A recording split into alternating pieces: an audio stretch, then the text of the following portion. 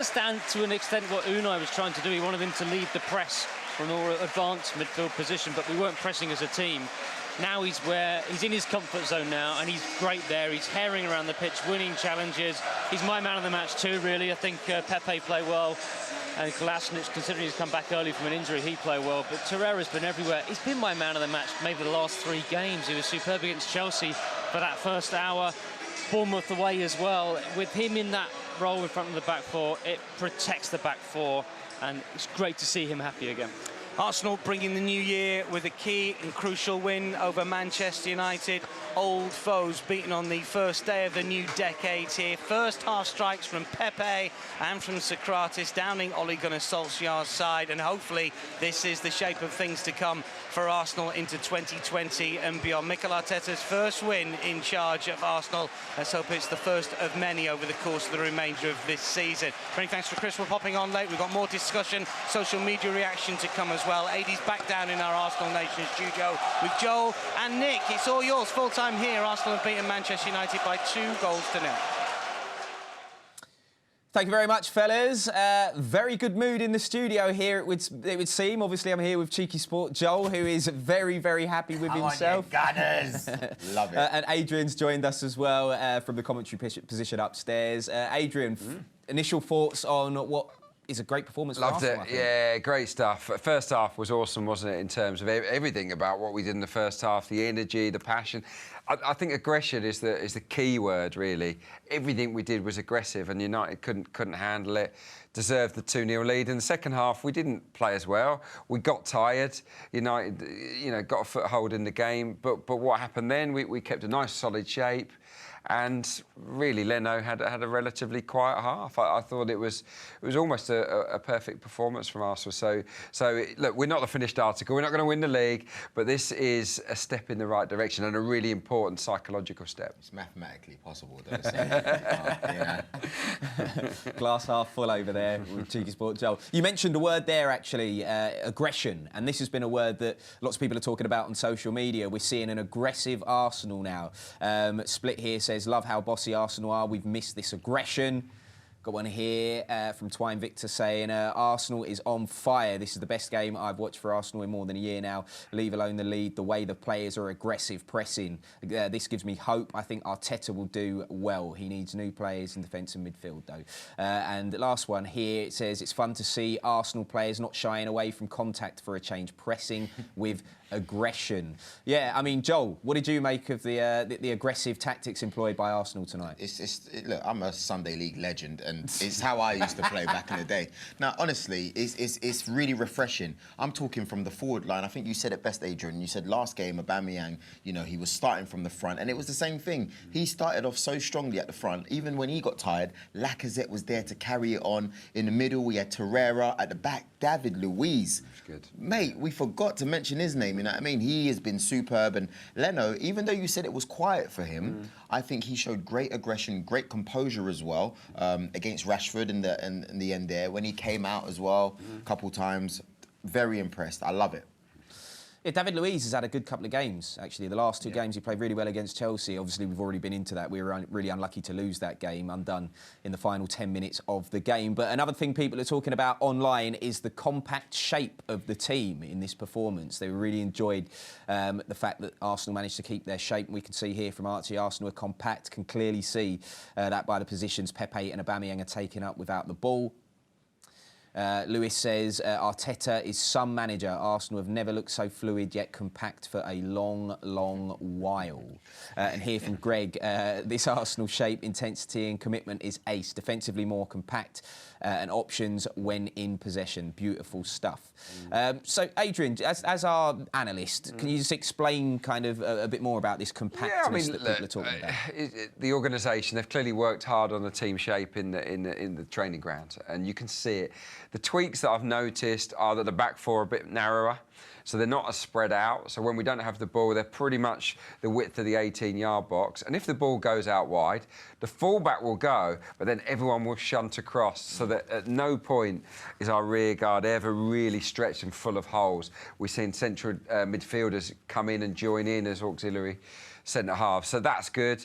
We're also seeing the gap between the back four and the 2 in front shorten. There's hardly any gap there at the moment.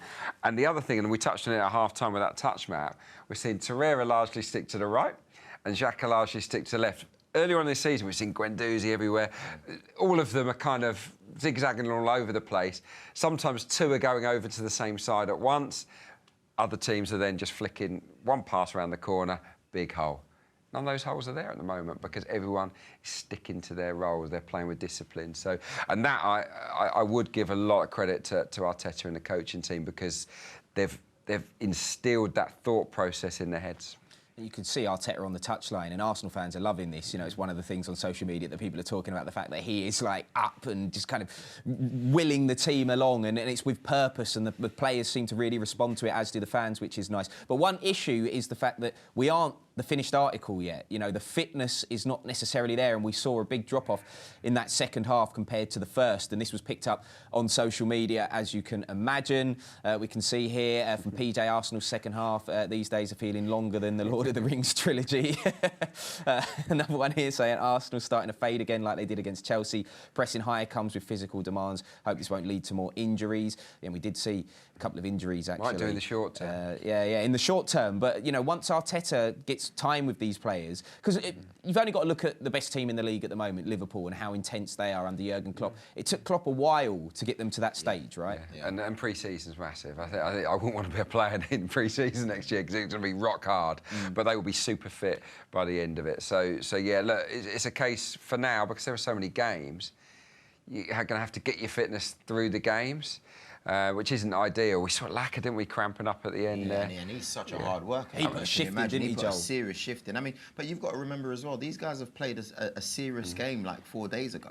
So, and that was a very, you know, this is Chelsea, then Man United. So it is a bit normal that they might not have the same energy levels. But if they are going to want to compete for the league and, you know, Champions League, like, further on in the competition, the day we get back in there, that is, you are going to need the fitness that Liverpool have and Man City. It'll come, though. If you're not used to doing something, yeah, it's like it just takes a while, doesn't it? Yeah. It's like going on the machines that you're not used to going on.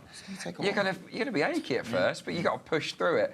And I think that's the same case, really, in simplistic terms with the players. They'll be fine. Do you think that it's a little bit of a red herring time of year as well, or a double whammy for the players? Because not only are they playing, you know, so many games in with a short rest time, they've got MIKEL Arteta now, who's working them a lot harder in training. Well, he might not be working them that much harder in training, you know, because if I'm MIKEL Arteta, you don't want to burn the players out, do you? You know what you need from them on the pitch. Yeah. So it's a matter of keeping them ticking over. I think when he gets a chance, there's that rest week coming up, isn't there, in February? Yeah. That is the key week for me. Wherever Arsenal train, they might go abroad, they might go to Dubai or wherever. I don't know what the plan is. Rest assured, they're going to graft. They'll do a mini pre-season that week, so that they've got the energy and the strength in their legs to kick on for the rest of the season. So I think we've got to keep picking up results till that point. I think that little breather will do us good. Yeah. Right, well, depending on where you're watching at the moment, it's New Year's Day right here in London. It is still New Year's Day. And we've got a tweet, actually, that is predicting the future. New Year's Day next year. It's New Year's Day 2021. Nicolas Pepe has just finished his stroll around the pitch at the Emirates. Arsenal fans sit for the first time in a year. Interesting. OK. Nicolas Pepe. Well, he was good, wasn't he? I mean, it was fantastic. I felt a bit sorry for him, Joel, like getting the hook 15 minutes after half-time, because he was so good in the first half. But I got it because I just felt like he just dipped. He started fading. Yeah. Tactically, you could see what was going on. Yeah. I think it wasn't the wrong move, but if I'm to be very honest, as excited as I am, I do believe that Reece Nelson has had better games. And I think that position is really going to be up for grabs, you know, because even though Pepe, in my opinion, is the better player, tactically, that side still needs sorting out. Yeah. I just think he started to flag, and Arteta saw something in Pepe. Mate, sometimes it's the fact that he's across the pitch as well. He can't get those messages to Pepe that he could in that first half. Much better first half. And I just thought he didn't trust him to do what he needed him to do defensively second half, which is why he made the change. But fantastic first 45. Yeah. Right, one-word sign-off from you both next, because we're almost out of time. Who wants to go first? I'm going to go with the word that word of the night, and that's aggression. And that's what won us this game. Superb. Aggression and superb. Adrian, thank you very much. Cheeky Sport Joel, thank you very much. I'm sure we'll have you both on Arsenal Nation Live in the not too distant future. And you'll have to come and join us again when we are back for the FA Cup third round action against Leeds here at the Emirates Stadium on Monday. We'll see you then. Happy New Year.